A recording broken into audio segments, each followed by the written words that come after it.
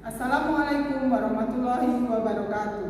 Perkenalkan, nama saya Mita Dwiningsih dari LPTK Universitas Sultan Ageng Tirtayasa dengan nomor peserta UKIP 2020401795. Dalam video pembelajaran kali ini, saya akan menampilkan video pembelajaran tematik untuk SD kelas 4. Tema 5 pahlawanku, subtema 2 pahlawanku kebanggaanku, pembelajaran 1. Selamat menyaksikan. Good morning, selamat pagi semuanya. Baik, teacher. Baik ya, jadi hari ini hari Senin tanggal 30 November 2020. Oke, sebelum kita mulai pelajaran, kita berdoa dulu. Yuk, Putri pimpin doa ya Putri.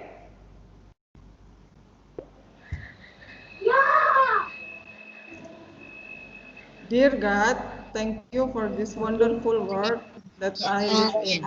Thank you for the gift of my life, family, and friends. I pray to you, O God, bless everything I do and say every day. I'm sorry for the time when I became bad. Make me good again. Bless my school teachers and classmates as well, so that we may come together as one family.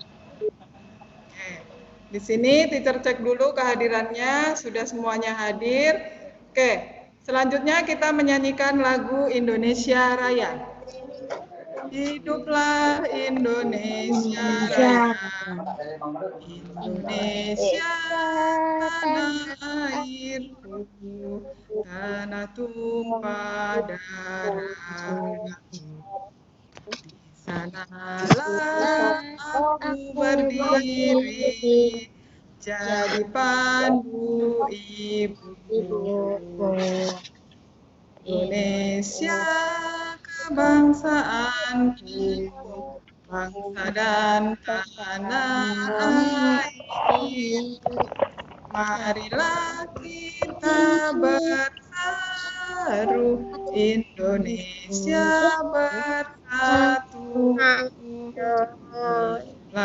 Tanahku, hiduplah negeriku, bangsaku, rakyatku, semuanya bangga jiwanya, bangunlah badannya. Indonesia Raya, Indonesia Raya, merdeka, merdeka, tanahku, negeriku yang puji. Indonesia Raya, merdeka, merdeka, hiduplah Indonesia Raya. School hymn, 1, 2, 3, go.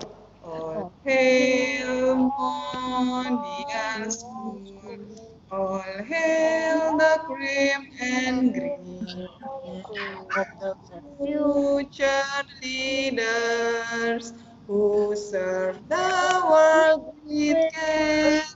I learn from you, Mondial School, the facts and the ways of life, the wisdom you impart to me, treasure that's unbound. All hail Mondial School, hail the great and future leaders who serve the world with care. I love you, Mondial School. I trust you with all my heart. Your service love made what I am. Blessing to my homeland. Oke, terima kasih. Jadi meskipun kita belajar dari rumah secara online, kita harus tetap semangat dan jangan lupa protokol kesehatan ya. Kalau kemana-mana gunakan masker, kemudian mencuci tangan, dan juga jangan lupa social distancing atau menjaga jarak.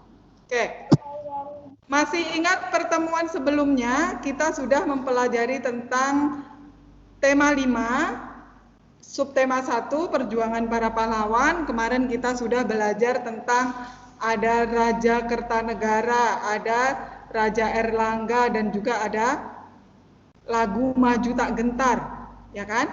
Dari lagu itu kita bisa mengambil maknanya untuk tetap maju terus, pantang menyerah, apapun keadaannya, harus tetap semangat.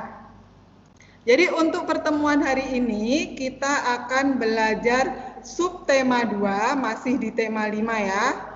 Teacher share screen dulu.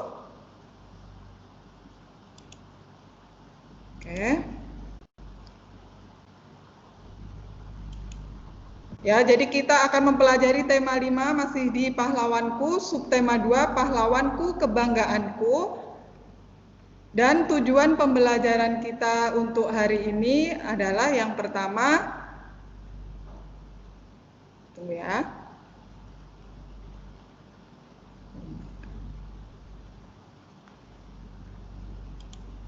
Bisa dilihat di situ ya? Bisa dilihat? Oke. Tujuan pembelajaran kita hari ini, siswa mampu menemukan informasi yang sudah diketahui dan ingin diketahui dengan benar. Kemudian siswa mampu mempresentasikannya melalui bahasa lisan dan tulisan dengan baik. Siswa mampu mengidentifikasi peninggalan kerajaan Islam serta pengaruhnya bagi wilayah setempat dengan benar. Siswa mampu mengomunikasikan peninggalan kerajaan di masa Islam dan pengaruhnya di wilayah dengan menggunakan peta pikiran. Siswa mampu menyimpulkan sifat-sifat cahaya dan hubungannya dengan penglihatan dengan benar. Dan yang terakhir, siswa mampu menulis laporan tentang sifat cahaya dan hubungannya dengan penglihatan dengan rinci dan benar. Din, coba teacher ingin tahu apa yang sudah kalian ketahui. Coba, siapa yang mau jawab? Pahlawan Indonesia dari Aceh. Iya, betul. Pahlawan Indonesia dari Aceh. Selain itu, siapa lagi? Yang lain? Lahir di Lampadang, Kerajaan Aceh tahun Belanda pada 1848 Iya, betul. yang sangat taat beragama. Iya, betul. Jadi lahir di Lambadang ya pada tahun 1848. Selain itu dia juga berasal dari keluarga yang berada atau keluarga bangsawan, keluarga yang kaya. Tetapi meskipun demikian, Cut Nyadin tetap taat beragama. Nah, itu tadi diantaranya yang sudah kalian ketahui. Selain itu, apalagi yang ingin kalian ketahui dari cerita Cut Nyadin? Yang ingin kalian ketahui, jadi yang belum ada di cerita yang sudah kalian baca. Kira-kira apa yang ingin kalian ketahui? Masa tentang Cut Nyadin? Iya, jadi tentang perjuangannya. Kemudian tentang keluarganya. Jadi setelah Cut Nyadin menikah, bagaimana dengan suaminya, bagaimana dengan anaknya, dan juga bagaimana perjuangannya melawan para penjajah. Ya, jadi itu ya diantaranya yang ingin kalian ketahui. Oke, tolong di mute dulu ya yang nggak mau jawab. Oke, selanjutnya untuk lebih memahami dan menjawab pertanyaan yang ingin kalian ketahui, kita lihat di video ini ya. Oke, tunggu ya.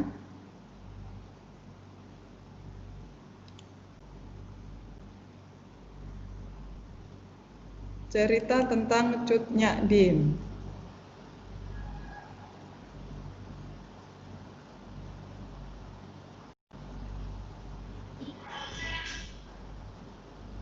Oke. Oh, ini pemantulan cahaya. Tunggu ya.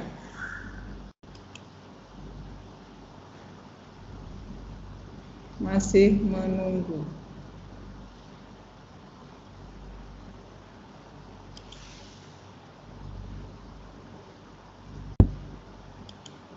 Oke, udah bisa dilihat ya?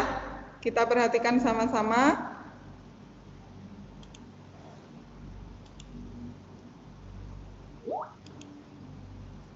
Oke. Jadi Cut Nyadin adalah mutiara dari tanah rencong. Jadi nama lain dari Aceh itu tanah rencong.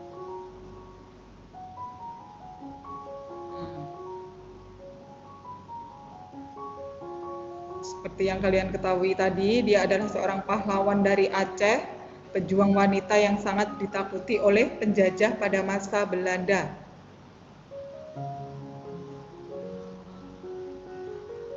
Nah, ini letaknya. Jadi dia dilahirkan di Lambadang pada tahun 1848, putri dari Tengku Nanta Setia. Itu nama ayahnya ya, bangsawan yang taat beragama di Aceh. Nah, ini fotonya waktu masih kecil. Dia memperoleh pendidikan dalam bidang agama dan banyak pria yang jatuh hati kepadanya karena dia sangat cantik dan juga pintar.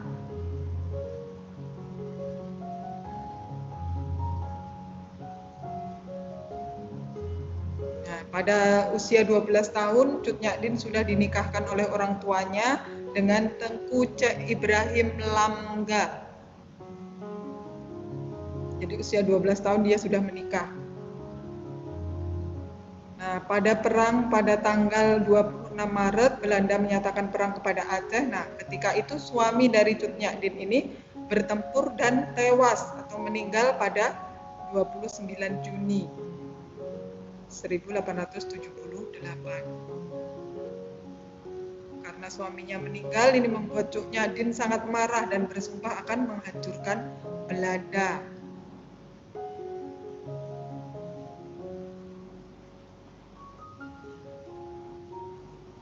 Nah, kemudian Cut Nyadin pada tahun 1880 ini menerima lamaran dari Teku Umar, tokoh pejuang Aceh yang berjanji mendukung perjuangannya dalam mengusir penjajah Belanda.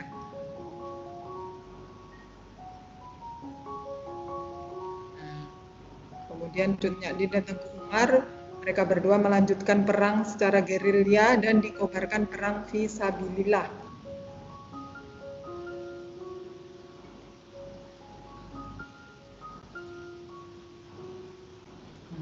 Terjadilah pertempuran yang sangat sengit, akhirnya Tengku Umar gugur tertembak.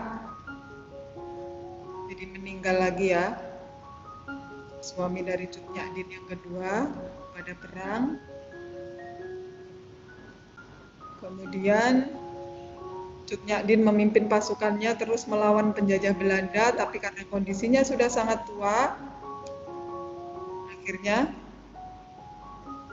dia pun juga wafat. Nah, Cut Nyadin diasingkan ke Sumedang, Jawa Barat pada tanggal 6 November 1908. Cut Nyadin meninggal karena usianya yang sudah tua. Nah, sebagai penghargaan Cut Nyadin, ini fotonya ada di uang 10.000. Ini uang pada tahun 1964. Sebagai pahlawan nasional wanita yang berasal dari Aceh. Oke. Itu tadi cerita tentang Cut Nyadin. Nah, ada yang masih ingin diketahui atau sudah paham? Sudah ya? Oke, kalau sudah kita lanjut ke berikutnya. Jadi dari cerita Cut Nyadin tadi, Cut Nyadin kan berasal dari kerajaan Islam. Nah, sekarang kita ingin tahu peninggalan sejarah pada kerajaan Islam itu apa saja. Yang pertama ada masjid, kemudian yang kedua ada kaligrafi, yang ketiga ada istana, dan yang keempat ada kitab. Oke, yang pertama masjid. Nah, di sini ada dua gambar masjid. Yang pertama ini adalah Masjid Raya Sultan Riau yang ada di Pulau Penyengat, Tanjung Pinang. Mungkin di antara kalian ada yang pernah pergi ke sana? Udah ada? Belum ya? Ya, jadi nanti kalau ada yang jalan-jalan ke Tanjung Pinang, ini adalah salah satu peninggalan kerajaan Islam yang ada di Kepulauan Riau, tepatnya di Pulau Penyengat, Tanjung Pinang. Kemudian ini salah satunya lagi, ini peninggalan yang ada di Aceh, ini adalah Masjid Baitur Rahman, ini ada di Aceh. Kemudian yang kedua dalam bentuk kaligrafi. Coba dari gambarnya kira-kira apa sih kaligrafi itu? Ada yang bisa menjelaskan?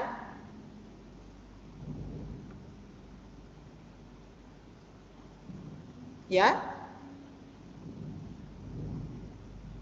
Apa sih kaligrafi itu? Ada tulisan indah dalam huruf Arab.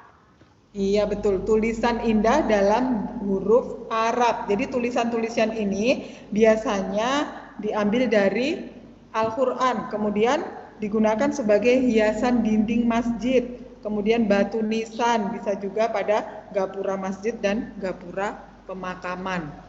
Jadi kalau kemarin pada kerajaan Hindu Buddha ada prasasti, yaitu batu yang bertuliskan. Nah, di sini juga ada kaligrafi. Ini tulisan indah yang berasal dari huruf Arab.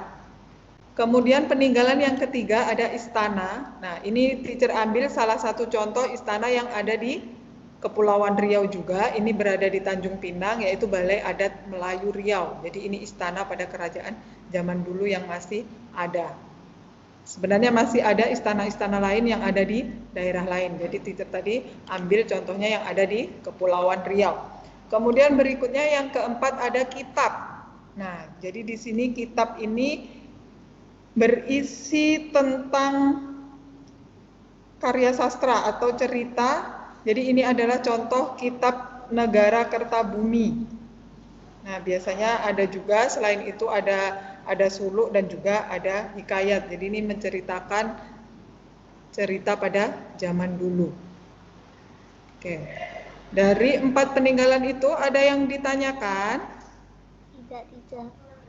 Tidak ya. Oke, selanjutnya dari peninggalan ini kita akan kembali mempelajari tentang pemantulan cahaya. Kalau kemarin kita sudah mempelajari sifatnya satu-satu, kemudian yang terakhir kita sudah belajar pemantulan teratur dan pemantulan baur. Sekarang kita akan mempelajari tentang pemantulan cahaya pada cermin.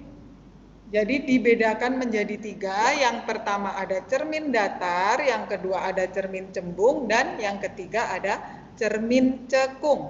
Apa bedanya? Nah, ini. Kalau cermin datar itu yang biasanya kita gunakan kalau kita bercermin. Jadi kalau kalian mau pergi kemana-mana, biasanya kalian duduk dulu atau berdiri dulu di depan cermin untuk memastikan penampilan kalian. Nah, di sini bayangan yang terbentuk itu sama besar dengan bendanya, kalau kalian perhatikan. Benar ya? Jadi ini seolah-olah kayak ada 2 orang, padahal ini cuma 1. Jadi yang di sini adalah bayangannya. Kemudian yang kedua ada cermin cembung. Jadi cermin cembung itu melengkung ke depan. Ini contohnya ada pada kaca spion yang biasa menggunakan cermin cembung. Jadi sifat bayangannya ini lebih kecil dibandingkan benda aslinya. Kemudian yang ketiga ada cermin cekung. Jadi kebalikannya cermin cembung tadi. Kalau cermin cekung itu melengkung ke dalam. Nah, untuk cermin cekung ini nanti bayangannya itu agak unik. Nah, jadi nanti kita perhatikan dulu, ada videonya. Kita perhatikan satu-satu. Yang pertama untuk cermin datar. Pemantulan pada cermin datar. Ya. Nih. Bimbel Pak Bilcer. Kali ini kita akan membahas materi mengenai pemantulan cahaya pada cermin datar. Tentu ketika kalian ingin pergi ke sekolah, kalian ingin terlihat lebih baik gitu ya. Kalian ingin rapi, kalian melihat bayangan kalian di cermin, kemudian mengecek penampilan kalian. Nah, bagaimana kita bisa melihat bayangan dalam cermin? Nah, ternyata itu terjadi akibat adanya pemantulan cahaya yang menuju ke cermin. Nah, kita misalnya lihat contoh di sini, misalnya saya punya seorang bayi yang sedang bercermin di sebuah cermin datar. Jadi kelihatannya kayak 2. Terlihat ada 2 bayi, padahal sebenarnya ada 1 bayi. Satu lagi itu merupakan bayangan yang dihasilkan pada cermin datar oleh karena adanya pemantulan cahaya, gitu ya. Nah, bagaimana proses pembentukan cahaya terjadi? Nah, Oke, selanjutnya untuk pemantulan cahaya pada cermin cembung. Nih ya, kita lihat bedanya. Welcome back to Bimbel Pak Bilcen. Kali ini kita akan membahas konsep mengenai pemantulan cahaya pada cermin cembung. Nah, jadi pada video sebelumnya ya, kita sudah belajar bagaimana pemantulan terjadi pada cermin cekung. Sekarang kita akan belajar jenis yang kedua, yaitu cermin cembung. Nah, ini adalah contoh pada cermin cembung yang biasa dipakai kalau misalnya kalian sedang mengendarai motor, mobil. Itu kan kalian bisa lihat bahwa cerminnya itu kita butuh pandangan yang lebih luas. Nah, biasanya pakai cermin cembung. Kamu lihat di sini cermin cembung, lihat di sini bayangan yang dihasilkan ini dia lebih luas pandangannya. Nah, ini bisa dipakai aplikasinya untuk biasanya untuk cermin-cermin untuk melihat ke belakang di motor ataupun mobil. Nah, itu untuk cermin cembung. Sekarang ke cermin cekung yang ketiga ya. Jadi untuk cermin cekung ini agak berbeda dari cermin datar dan cermin cembung. Welcome to Bimbel Pak Dirjan. Karena bayangan yang terbentuk itu nanti tergantung dari posisi bendanya.